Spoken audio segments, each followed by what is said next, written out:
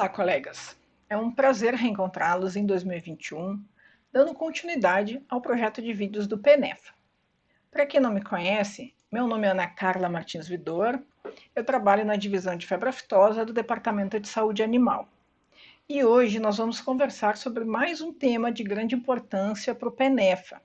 Vamos conversar sobre os relatórios internacionais de febre aftosa.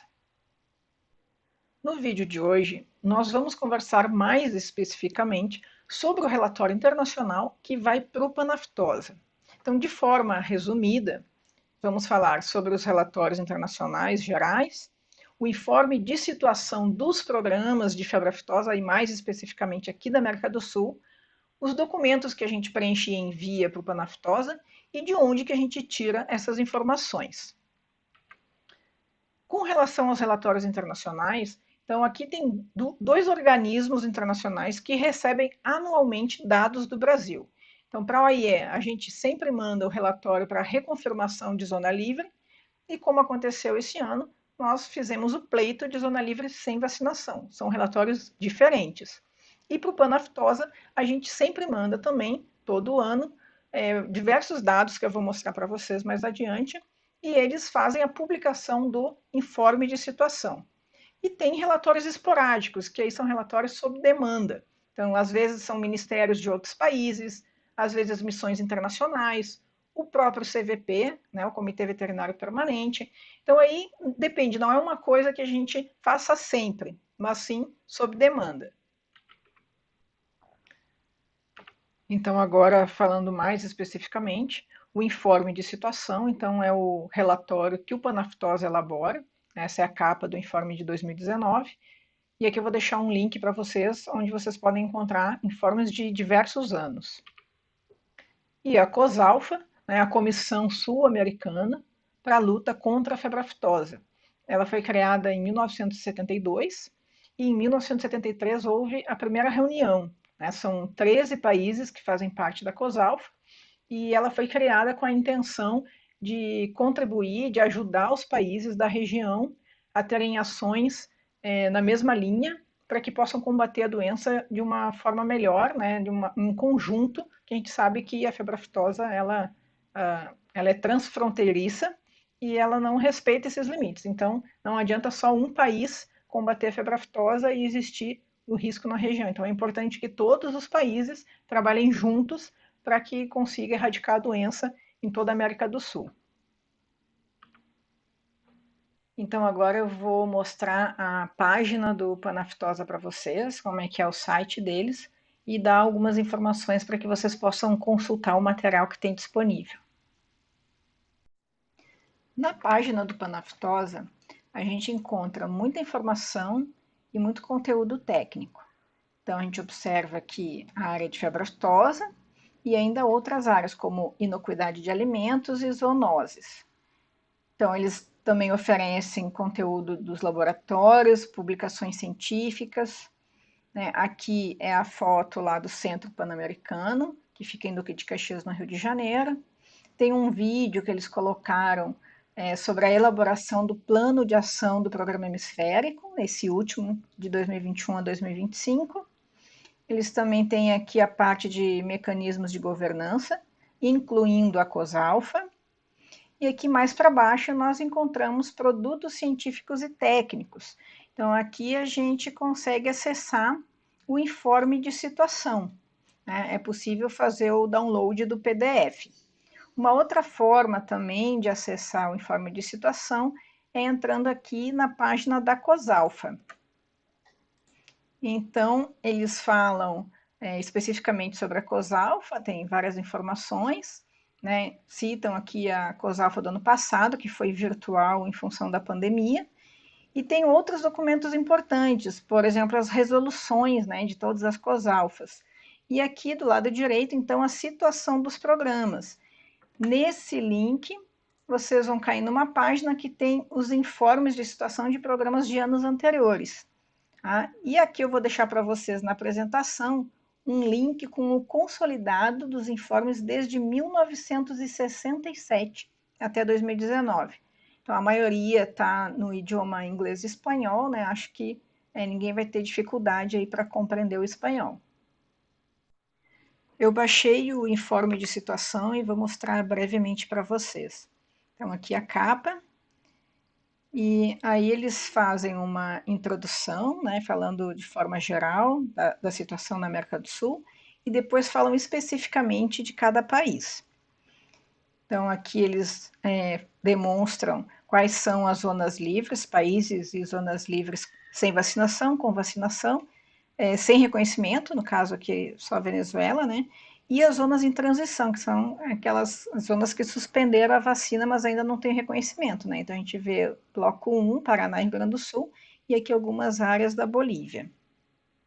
Eles também trazem a evolução histórica da ocorrência da febre aftosa, então desde 2001 até 2019, e a cor aqui identifica a quantidade de focos. Mostram a evolução e a projeção das zonas livres com e sem vacinação. Então, aqui começa em 2013, aí passa aqui 2019 e aí a perspectiva até 2023. Então, vocês veem aqui que mostra já o plano estratégico do Brasil, né, que a nossa previsão é em 2023 ter todo mundo como livre sem vacina, e depois só vai ter alguma alteração aqui na Bolívia, né, os demais países não tem alteração. Mostram também a distribuição geográfica dos últimos focos, né? Então aqui por cepas, O, A e C, e aqui todas elas. Então as áreas mais avermelhadas, elas são focos mais recentes, e as áreas mais para azul são focos mais antigos, né, que estão mais distantes. Vocês veem que aqui no informe de situação também eles colocam sobre a notificação de doenças vesiculares, né? A gente vê aqui nesses dois mapas. Tem uma parte específica dos estudos foroepidemiológicos, né? E aí eles demonstram aqui, dividem em estudos de transmissão viral e estudos de imunidade, né? E aí marcam qual a região do país que teve esse estudo.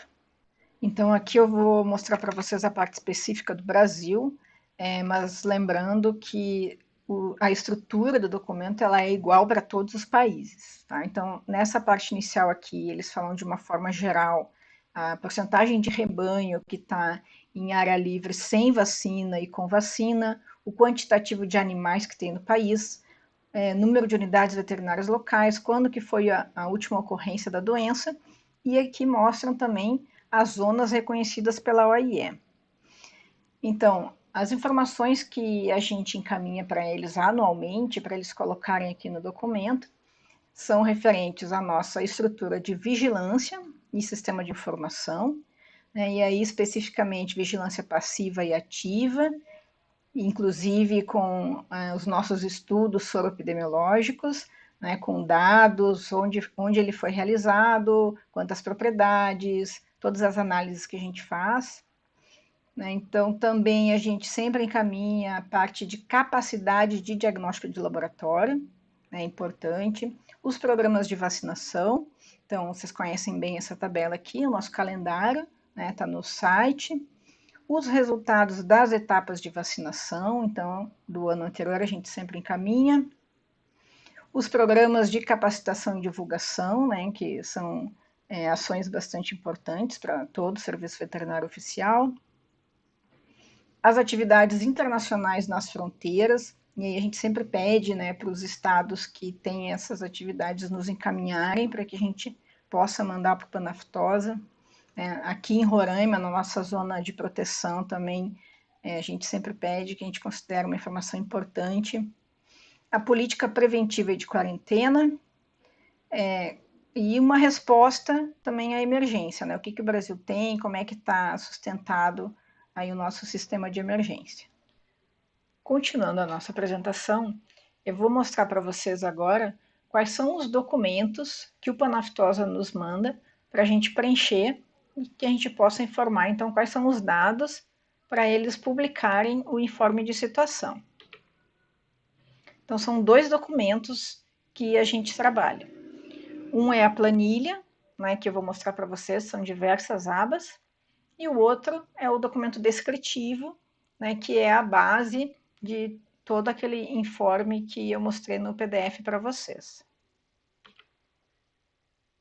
Então, aqui na planilha são 11 abas, né? Eu vou explicar rapidamente cada uma delas para que vocês entendam quais os dados que são necessários e como que o Panaftosa consegue, então, publicar todos aqueles detalhes de notificações, de doenças vesiculares, os diagnósticos clínicos, os laboratoriais, é tudo com base nessa planilha que a gente preenche. Então, aqui é a planilha que o Panaftosa pede para a gente preencher todo ano, né? Tem várias abas, eu vou mostrar rapidamente para vocês. Então, a primeira aba começa pedindo aqui por área geográfica, né? Qual é a superfície, o número de rebanhos, número de animais e número de unidades veterinárias locais, né? Então, para ter uma ideia geral do quantitativo de animais e o que a gente tem para atender. Então, essa aba aqui vai pedir especificamente do quantitativo de animais, né, sempre por estado. Aí, bovinos, eles pedem a diferença de jovens e de adultos, e depois as outras espécies, só quantitativo mesmo. Essa parte de zonificação, eles perguntam algumas coisas para a gente separar em área sem vacina e área com vacina, né?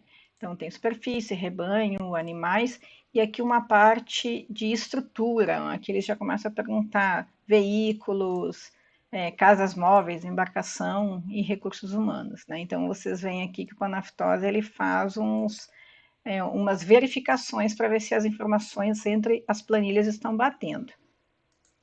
Essa parte aqui, então, eles pedem especificamente os diagnósticos de doenças vesiculares, né? Tanto o diagnóstico de laboratório quanto clínico epidemiológico, e aí aqui separado por estado. Então, aqui é por mês, né? Eles querem saber, então, uma linha temporal também de diagnóstico de doença vesicular.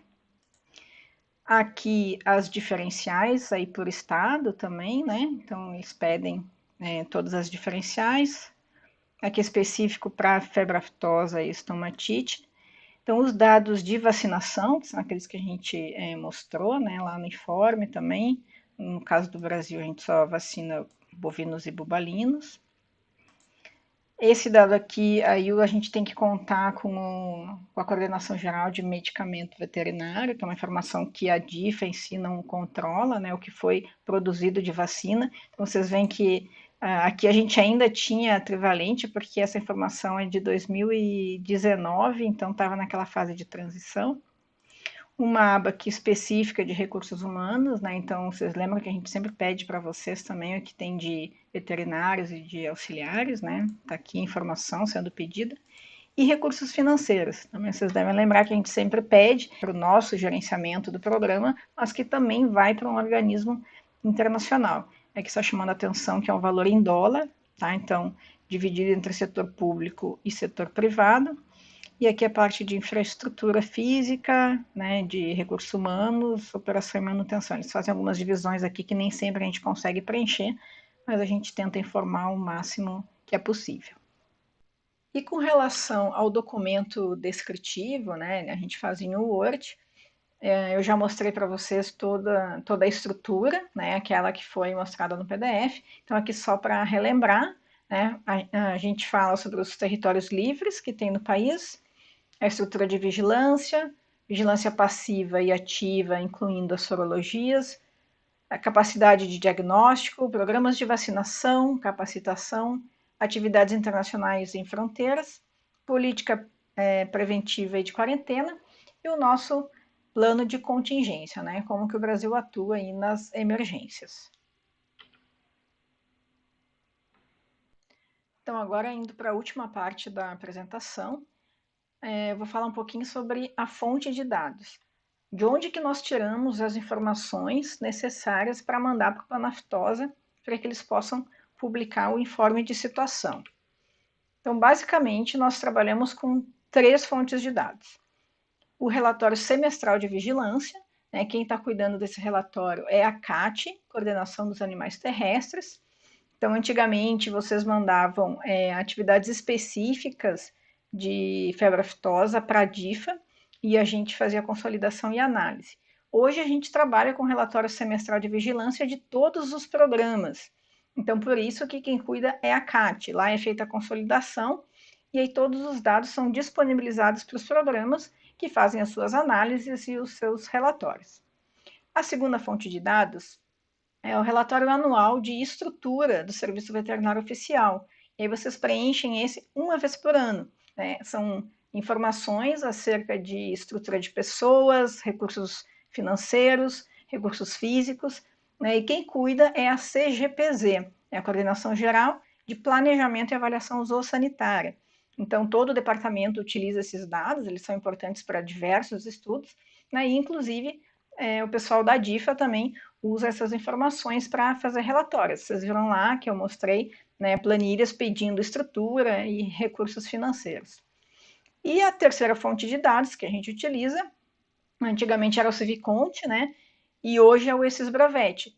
Então, esses sistemas, eles nos dão as informações de notificação de doenças vesiculares. Vocês viram lá que eu mostrei, né, que o Panaftosa, ele publica, então, as últimas ocorrências, as suspeitas, casos prováveis com colheita de material, sem colheita. Então, tem uma série de informações ali que eles só conseguem publicar porque a gente manda a partir dos nossos sistemas, né? O Civiconte era um sistema do Panaftosa, e hoje, né, o Brasil utiliza o Esisbravet, alimentado por vocês, o Civiconte também era, mas são informações que vocês alimentam e que a gente utiliza para fazer os monitoramentos e também para gerar diversos relatórios, dentre eles esse relatório internacional que vai para o Panaftosa.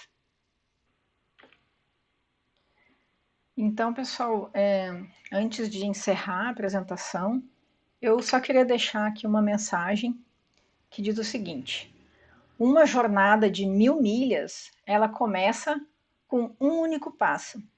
E eu acho que essa mensagem ela traduz um pouco do que o Brasil está vivendo, né? Agora, no próximo mês, a gente está prestes a receber o reconhecimento internacional de novas áreas livres sem vacinação. Então, vocês sabem que retirar a vacina de um país do tamanho do Brasil é um esforço gigantesco, mas que tem que começar com o primeiro passo, né? Então, a gente já começou e a gente tem muito ainda pela frente, mas eu acho que é importante a gente ter essa consciência que se não der o primeiro passo, a gente nunca vai chegar lá.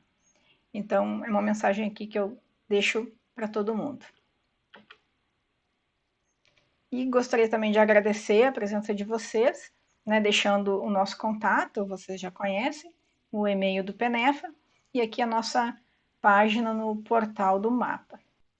Então era isso que eu tinha para apresentar para vocês. Espero que vocês tenham gostado do conteúdo e que eu tenha conseguido passar a mensagem de quão importante é vocês preencherem aqueles relatórios de uma forma correta, né? Seja os dados de vigilância ou de estrutura. Vocês vejam que o dado de um município ele acaba fazendo parte de um conjunto de dados que representa a realidade e a estrutura do Serviço Veterinário Oficial brasileiro frente a diversas instituições, né? Então, são essas informações que nos dão respaldo e que demonstram a transparência do nosso serviço para todos os nossos parceiros comerciais. Então, eu agradeço mais uma vez e fico à disposição para dúvidas, esclarecimentos e até a gente se encontrar, então, num próximo vídeo. Até mais!